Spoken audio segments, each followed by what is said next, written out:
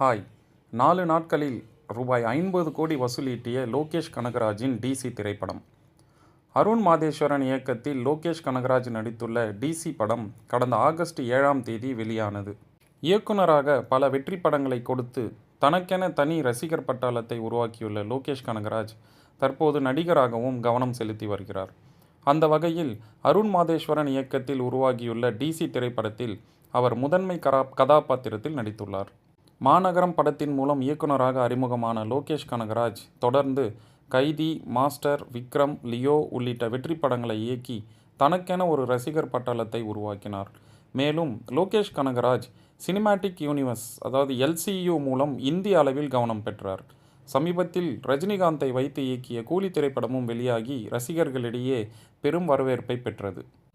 இந்நிலையில் லோகேஷ் கனகராஜின் டிசி திரைப்படம் 4 நாட்களில் 50 கோடி வசூலித்ததாக படக்குழு அறிவித்துள்ளது.